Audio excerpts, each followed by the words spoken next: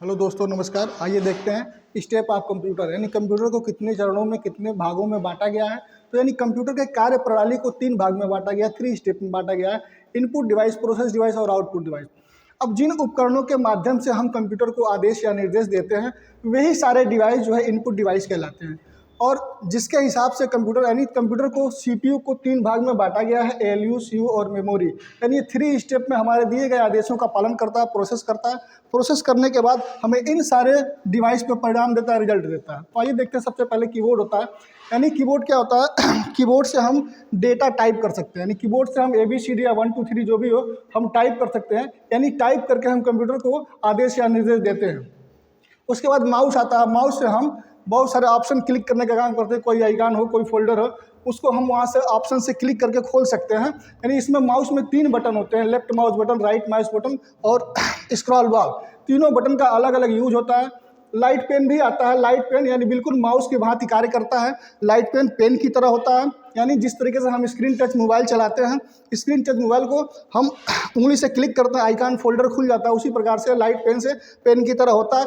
Monitor पर ले जाके क्लिक करते हैं, यानी एक रेड सेंसर किरण निकलता है, उस किरण के माध्यम से कंप्यूटर को आदेश या निर्देश दिया जाता है। तो अब जब लाइट पेन पहले बना था, माउस बाद में बना है, यानी माउस से काम करना आसान है, लाइट पेन से काम करना थोड़ा सा मुश्किल है। इस नाते आज के परिवेश में लाइट पेन यूज़ करना लोग छोड़ दिए हैं। अब माउस आ गया है तो माउस से काम हो रहा है। ऐसा नहीं कि लाइट पेन से यूज़ करना बिल्कुल बंद हो गया है, नहीं। जहां आवश्यकता पड़ता है वहां पे लाइट पेन का इस्तेमाल होता है, लेकिन माउस से काम करना आसान है, इस नाते माउस से यूज़ करते हैं, माउस से काम करते हैं।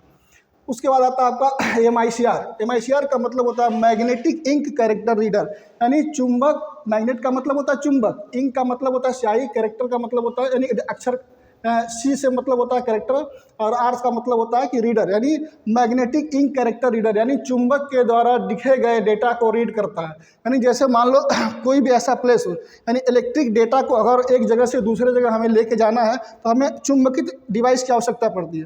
यानी जैसे मान लीजिए आपका CD कैसेट हो गया, मेमोरी चिप वगैरह हो गया, तो उसको हम पहले मैग्नेट करते हैं, यानी चुंबक का लेप लगाते हैं। लेप लगाने के बाद उसी प्रकार से हम उस पर डेटा को ओवरराइट कर देते हैं, लिखना या चिपकाना, यानी राइटर के माध्यम से लिख देते हैं। फिर उस डेटा को जब पढ़ना होता है तो राइटर के माध्यम से हम उसको पढ़ सकते हैं और यानी रीड कर सकते हैं, पढ़ सकते हैं। उसके बाद आता है आपका BCR, बार कोड रीडर। यानी बार कोड के द्वारा लिखे गए डेटा को रीड करने वाले मशीन को हम बार कोड मशीन बोलते हैं। जैसे इस तरीके से बहुत सारे प्रोडक्ट पे ऐसे बना होता है, मॉल वगैरह में बहुत सारे प्रोडक्ट होते हैं, कुछ नीचे वैल्यू लिखा होता है इस तरीके से। यानी ऐसे जनरली हम इसको देखेंगे तो इसकी वैल्यू क्या है इसका मतलब नहीं समझ पाएंगे, लेकिन इस मशीन के द्वारा, बार कोड मशीन के द्वारा हम इसको रीड करते हैं, पढ़ते हैं, तब इसकी मतलब समझ में आता है। यानी कंपनी अपने प्रोडक्ट का सारा डिटेल इसमें रखती है, डिटेल रखती है और सारा डिटेल को हम इस मशीन के बार कोड रीडर मशीन के माध्यम से पढ़ते हैं। उसके बाद आता है OMR, ऑप्टिकल मार्क रीडर। यानी ऑप्टिकल मार्क रीडर, ऑप्टिकल मतलब होता है बहुविकल्पी। बहुविकल्पी क्वेश्चन को इस प्रकार से रीड करता है। आज के परिवेश में ऐसे गवर्नमेंट के बहुत सारे परीक्षाएं हो रही हैं जो बार कोड के द्वारा होता है। एक क्वेश्चन होता है, उसके 4 आंसर होते हैं, उनको क्या किया जाता है? चेक किया जाता है, रीड किया जाता है। अगर 100 क्वेश्चन हो तो किसी इंसान को चेक करना हो तो बहुत ज़्यादा समय लग जाएगा। एक एक क्वेश्चन भी चेक करेगा तो सैकड़ों क्वेश्चन के लिए सैकड़ों मिनट लग जाएंगे। लेकिन OMR मशीन के माध्यम से इस डेटा को हम रीड करते हैं, यानी इसका आंसर ऑलरेडी कंप्यूटर में फीड रहता है। कंप्यूटर क्या करता है, अपने आंसर शीट से और आपके आंसर शीट को मैच कराता है। सेकेंडों लगता है, 1 ही सेकंड में, 2 सेकंड में आपकी कॉपी जांच हो जाती है। यानी गवर्नमेंट के लाखों करोड़ों की संख्या में जो परीक्षाएं हो रही हैं उनको चेक करने के लिए OMR मशीन का प्रयोग किया जाता है, ताकि आसानी से जल्दी से कॉपी जांच की जाए। उसके बाद आता है स्कैनर। स्कैनर का प्रयोग ज़्यादातर स्टूडियो पे लोग करते हैं। जैसे मान लीजिए कोई फोटो है, अगर आपको फोटो से फोटो बनवाना है तो आप स्टूडियो पे जाते हैं फोटो के लिए, तो उस स्कैनर मशीन होता है, उस मशीन में आपका फोटो डाल दिया जाता है, मॉनिटर पे दिखने लगता है और जितनी कॉपी कहते हैं उतनी कॉपी अच्छे से अच्छा खूबसूरत बना के आपको दे दिया जाता है।